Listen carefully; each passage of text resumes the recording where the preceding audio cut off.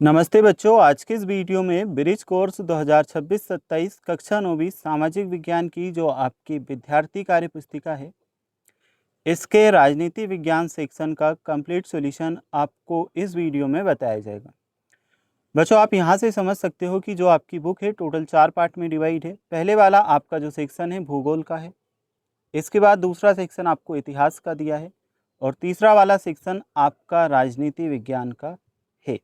तो आज के इस वीडियो में हम जो आपका सेक्शन 3 है राजनीति विज्ञान, इसका कंप्लीट सॉल्यूशन देखेंगे। इसमें आपका सप्ताह 5 और सप्ताह 6 का कार्य दिया गया है। यह बच्चों आपको पेज नंबर 49 से लेके तो पेज नंबर 59 तक देखने को मिलेगा।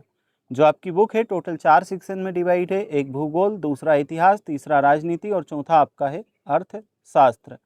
आज के इस वीडियो में हम आपके राजनीति विज्ञान वाले भाग को सॉल्व कर रहे हैं, जो आपके सप्ताह 5 और 6 का कार्य है और पेज नंबर 49 से लेकर के तो पेज नंबर 59 तक दिया गया है। तो राजनीति विज्ञान में जो आपको टॉपिक दिए हैं, जैसे कि भारत का संविधान, लोकतंत्र, सरकार के अंग, न्यायपालिका और चुनाव, इन सभी का कंप्लीट सॉल्यूशन विद एक्सप्लेनेशन के साथ में इस एक ही वीडियो में आपको बताया जाएगा। इसमें आपका सप्ताह 5 और सप्ताह 6 दोनों कवर हो जाएंगे। तो बच्चों, पेज नंबर 49 आपको ओपन कर लेना है। पेज नंबर 49 पे ये आपका दिया है टॉपिक नंबर 15 राजनीति विज्ञान का। आपका यहाँ से स्टार्ट होता है, सप्ताह 5 और 6 इसमें आपका कवर होगा। और सबसे पहले हमें दिया है भारत का संविधान। तो एक एक प्रश्न को विथ एक्सप्लेनेशन के साथ में आपको सारे प्रश्नों के उत्तर बताए जाएंगे। सबसे पहले संविधान की डेफिनेशन दी है, जो बहुत ज़्यादा ज़रूरी है आपके एग्जाम के लिए। इसे आप समझ लो, संविधान लिखित नियमों की एक ऐसी किताब है जिसे किसी देश में रहने वाले सभी लोग सामूहिक रूप से मानते हैं। ठीक है, नीचे हम चलेंगे तो संविधान क्या है, ये चीज़ें हमें बताई गई हैं। राष्ट्र में एकता और अखंडता बनाए रखता है। संविधान क्या करता है? ठीक है, तो राष्ट्र में एकता और अखंडता बनाए रखता है। सरकार के अधिकारों की सीमा तय करता है। सरकार का गठन कैसे होगा यह तय करता है। और भी ऐसे हमें पॉइंट दिए हैं। थोड़ा सा नीचे हम चलेंगे तो यहाँ पे हमें भारत के संविधान और संविधान में सम्मिलित मूल नियम दिए गए हैं। नीचे हम चलेंगे तो सरकार के 3 अंग हैं, विधायिका, कार्यपालिका और न्यायपालिका, यह हमें बताया गया है। और यहाँ से हमारी गतिविधि 1 स्टार्ट होती है और यहीं से हमें सभी प्रश्नों के उत्तर लिखने हैं। तो बच्चों, इस वीडियो में हम राजनीति वाला सेक्शन सामाजिक विज्ञान की बुक का सॉल्व कर रहे हैं। इससे पहले वाले वीडियोस में मैंने इतिहास का, भूगोल का और अर्थशास्त्र का कंप्लीट सॉल्यूशन बता रखा है। अगर आपको वह देखना है तो आप हमारे चैनल के प्लेलिस्ट में जाकर के देख सकते हो। यहाँ से हम आपके राजनीति वाले सेक्शन का कंप्लीट सॉल्यूशन स्टार्ट करते हैं। गतिविधि 1 में आपको दिया है, पेज नंबर आपको बता दूँ ताकि आप यही ओपन कर लेना। 50 के बाद पेज नंबर 51 पर हम हैं और गतिविधि 1 आपको दी है, स्तंभ आ को स्तंभ बा से मिलाते हुए सही मिलान करें। तो स्तंभ आ को स्तंभ बा से हमें मिलाना है। भारत सरकार के अंग, भारत सरकार के कितने अंग हैं? 3 अंग हैं, विधायिका, कार्यपालिका और न्यायपालिका। तो इसे हम इससे मैच करेंगे। भारतीय संविधान के भाग, तो भारतीय संविधान के कितने भाग आएंगे? और भारतीय संविधान लागू हुआ था 26 जनवरी 1950 को और भाग हमारे होंगे,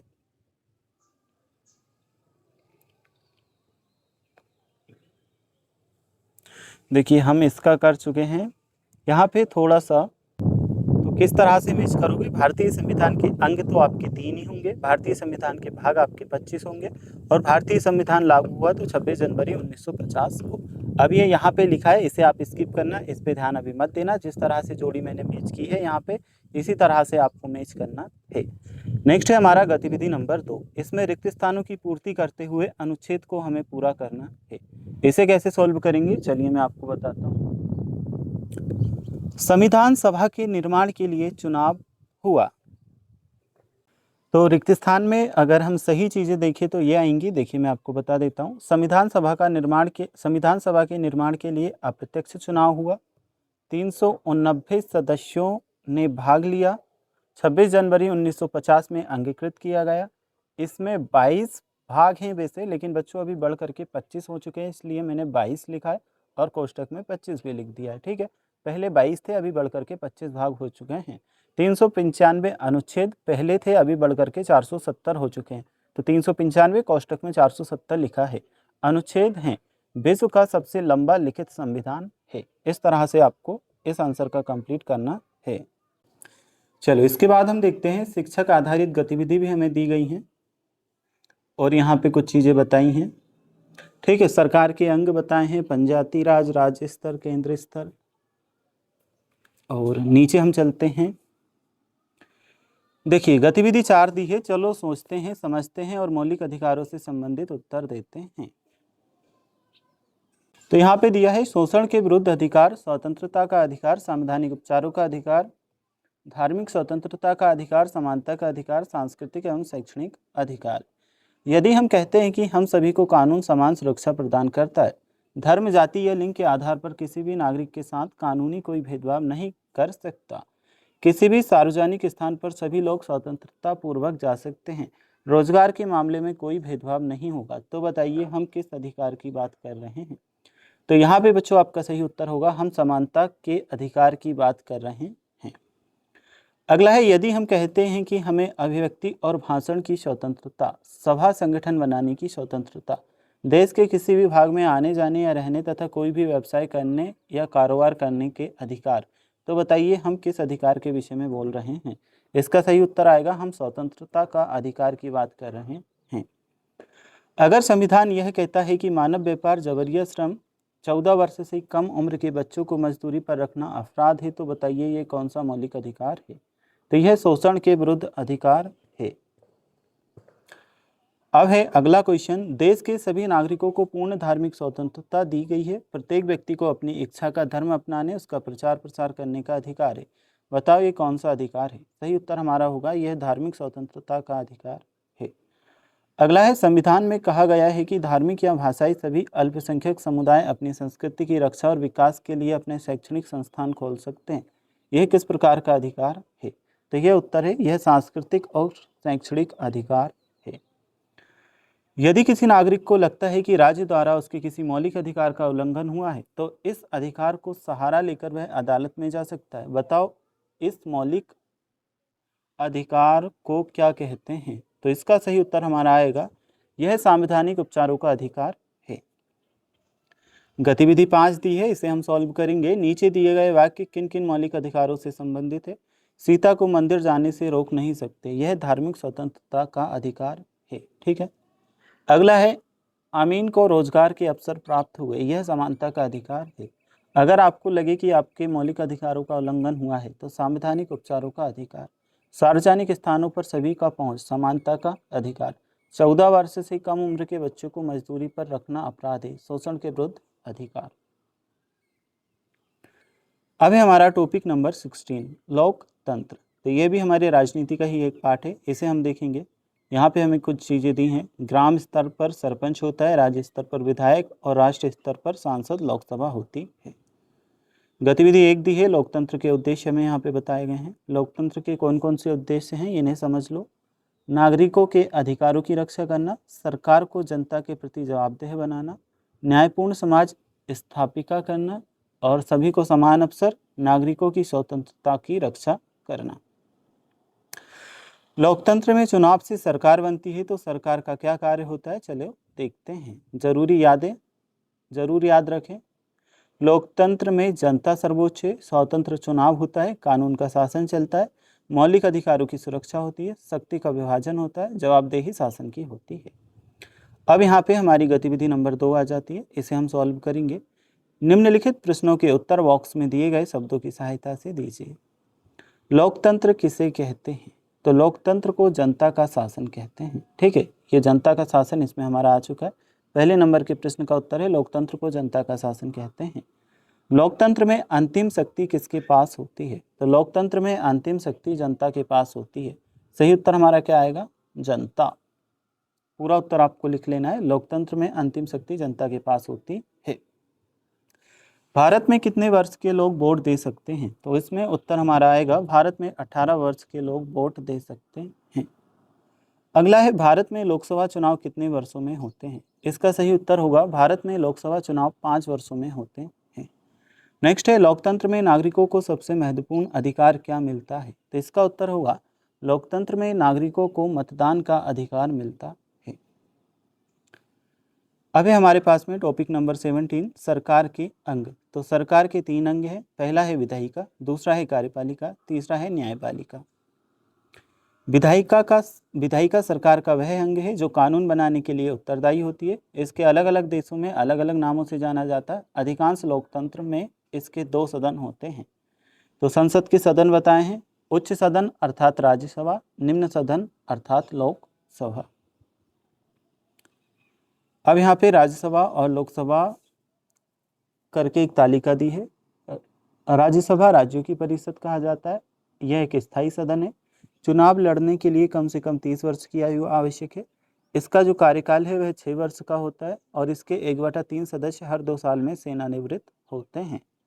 अधिकतम संख्या 250 से 238 निर्वाचित सदस्य और 12 मनोनीत किए जाते हैं।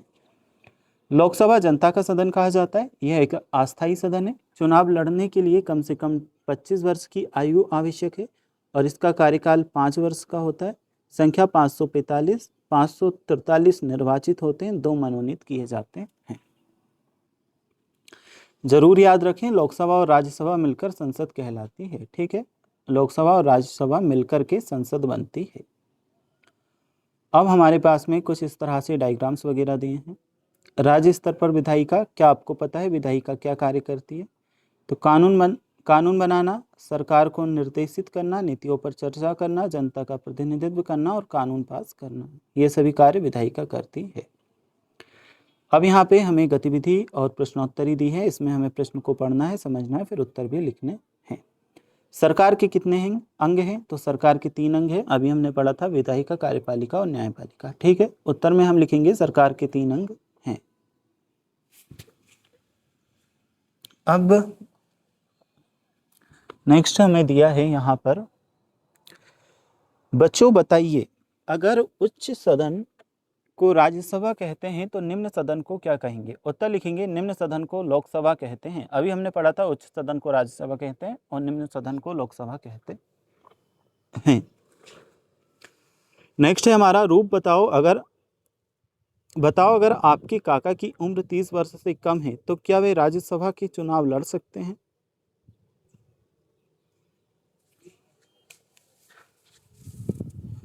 देखिए 30 वर्ष है तो बच्चों यहाँ पे थोड़ा सा आंसर जो है, नहीं, राज्यसभा का चुनाव लड़ने के लिए न्यूनतम आयु 30 वर्ष होनी चाहिए। और यहाँ पे क्या लिखा था, बताओ अगर आपके काका की उम्र 30 वर्ष से कम है तो क्या राज्यसभा का चुनाव लड़ सकते हैं? अब 30 वर्ष से कम होगी तो नहीं लड़ सकते, क्योंकि न्यूनतम आयु की जो सीमा रखी गई है 30 वर्ष रखी गई है। तो 30 से ऊपर या 30 हो तब लड़ सकते हैं। इसलिए सही उत्तर में हम क्या करेंगे, नहीं, राज्यसभा का चुनाव लड़ने के लिए न्यूनतम आयु 30 वर्ष होनी चाहिए। अगला हमारा है, आलोक तुम बताओ, अगर लोकसभा स्थायी सदन है, उसके सदस्यों का कार्यकाल 5 वर्ष का है, तो लोकसभा का चुनाव लड़ने के लिए किसी व्यक्ति की न्यूनतम आयु कितनी होनी चाहिए? तो लोकसभा का चुनाव लड़ने के लिए न्यूनतम आयु 25 वर्ष होनी चाहिए, जो कि अभी हम पढ़ चुके हैं इससे पहले। ठीक है, तो 25 वर्ष आपका आएगा। लोकसभा में कितने सदस्य चुनाव में जीत हासिल करके पहुंच सकते हैं? तो लोकसभा में टोटल 552 सदस्य चुनाव में जीत हासिल करके पहुंच सकते हैं। 3 सदस्यों को मनोनीत भी किया जाता है। इस तरह से पूरा सिस्टम चलता है। ठीक है, तो अधिकतम 552 सदस्य चुनाव में जीत हासिल करके पहुंच सकते हैं। अब हमसे पूछा है 6 नंबर के प्रश्न में, मध्य प्रदेश में कितने सदन हैं? तो मध्य प्रदेश में 2 सदन हैं। विधानसभा के सदस्य क्या कहलाते हैं? विधानसभा के जो सदस्य होते हैं विधायक कहलाते हैं। ठीक है, क्या विधायक, यहाँ पे विधायक की जो स्पेलिंग है मिस्टेक है, मैं लिख देता हूँ ताकि आप समझ जाओ। विधा या और का, ठीक है, विधायक। लोकसभा के सदस्य क्या कहलाते हैं? तो लोकसभा के जो सदस्य होते हैं, देखिए राज्यसभा के तो विधायक कहलाते हैं, लोकसभा के आपके सांसद कहलाते हैं। विधानसभा के विधायक कहलाते हैं और आपके लोकसभा के क्या कहलाते हैं? सांसद कहलाते हैं। ठीक है, कार्यपालिका यहाँ पे दी है। कार्यपालिका सरकार का वह अंग है जो देश या राज्य का प्रशासन चलाती है और विधायिका द्वारा बनाए गए कानून को लागू करती है। कार्यपालिका में कौन शामिल होता है? तो केंद्र स्तर पर और राज्य स्तर पर। देखिए केंद्र स्तर पर कौन कौन शामिल होता है? राष्ट्रपति और उपराष्ट्रपति, प्रधानमंत्री, मंत्रिपरिषद, civil services, IAS, IPS, IFS। राज्य स्तर पर कौन कौन होते हैं? राज्यपाल, मुख्यमंत्री, मंत्रिमंडल, राज्य प्रशासन, IAS, IPS, राज्य सेवाएं। कार्यपालिका के कार्य हमें यहाँ पर दिए हैं। तो कार्यपालिका के कार्य है कानून को लागू करना, स्वदेश नीति चलाना, देश राज्य का प्रशासन चलाना, आपातकालीन स्थितियों को संभालना, देश राज्य का प्रशासन चलाना। अब हमें गतिविधि नंबर 2 दी है, रिक्त स्थानों की पूर्ति हमें करनी है। राष्ट्र का प्रमुख राष्ट्रपति कहलाता है। नेक्स्ट है हमारा राज्य का प्रमुख राज्यपाल कहलाता है। संसद का प्रमुख नेता प्रधानमंत्री कहलाता है। विधानसभा का प्रमुख नेता मुख्यमंत्री कहलाता है। अब है हमारे पास में टॉपिक नंबर 18, न्यायपालिका हमें दी है। तो चलिए इसे हम समझेंगे। टॉपिक नंबर 18 हमारा आ चुका है। Class 9th social science bridge course विद्यार्थी कार्य पुस्तिका के टॉपिक नंबर 18 न्यायपालिका को हम सॉल्व कर रहे हैं। राजनीति विज्ञान का आपका ये पूरा सेशन चल रहा है। न्यायपालिका के कार्य हमें बताए हैं, अपील सुनना, कानून की व्याख्या करना, न्याय दिलाना, अपराधों की सुनवाई करना, सरकार एवं जनता को कानून के अनुसार बांध कर रखना। देश सर्वोच्च न्यायालय पूरे देश की सर्वोच्च होती है। राज्य उच्च न्यायालय राज्यों की सर्वोच्च होती है। और जिला अदालत, लोक अदालत, तहसील, सिविल कार्यवाही निचली अदालतें होती हैं। अब यहाँ पे हमें न्यायालय के स्तर दिए हैं, गतिविधि 1 दी है और वर्ग पहली दी है। देखो बच्चों, इसमें क्या क्या बना है। इधर से हमारा विधायिका बनेगा, ठीक है, ठीक से लिखना विधायिका। इधर से हमारा न्यायपालिका बनेगा। इधर से अगर हम देखें तो ये हमारा कार्यपालिका बनेगा। यहाँ पे थोड़ी सी अगर मैंने लिखने में मिस्टेक की है तो आप मत करना और सही सही लिखना है। कार्यपालिका, विधायिका और न्यायपालिका, ठीक है। अब हमारे पास में टॉपिक नंबर 19, इसे हम देखेंगे। टॉपिक नंबर 19 में हमें चुनाव दिया गया है।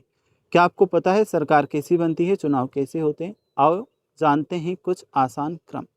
सबसे पहले बच्चों क्या होता है, देश के छोटे छोटे क्षेत्रों में बांटा जाता है। देश जो होता है उसे छोटे छोटे क्षेत्रों में बांटा जाता है। दूसरे नंबर पे हर क्षेत्र से पार्टियां अपने उम्मीदवार खड़े करती हैं। तीसरे नंबर पे चुनाव आयोग इनके उम्मीदवारों के लिए चुनाव करवाती है। चौथे नंबर पे उम्मीदवार जनता के बीच अपने विचार बताते हैं, जैसे विकास, पोस्टर छपवाते हैं, घर घर जाते हैं, प्रचार प्रसार करते हैं। पाँचवें नंबर पे मतदान होता है। 18 वर्ष से अधिक उम्र वाले सभी व्यक्ति मतदान करते हैं। छठे नंबर पे वोटों की गिनती होती है। सातवें नंबर पे जिस उम्मीदवार का सबसे ज़्यादा वोट मिलते हैं वह जीत जाता है। और 8वें नंबर पे जीतने वाली पार्टी के लिए सरकार बनती है। पार्टी का नेता देश प्रमुख बनता है। प्रधानमंत्री, राज्य प्रमुख, मुख्यमंत्री बनते हैं। गतिविधि 1 दी है, रिक्त स्थानों की पूर्ति करना है। देश के हर क्षेत्र में पार्टियां उम्मीदवार खड़ी करती हैं। तो यहाँ हमारा क्या उत्तर आएगा, उम्मीदवार। अभी हमने पढ़ा था। चुनाव आयोग चुनाव कराने का कार्य करता है, इसे इलेक्शन कमीशन इंग्लिश में कहा जाता है। नेक्स्ट है मतदान कर प्रक्रिया में सभी व्यक्ति उम्मीदवार भाग लेते हैं।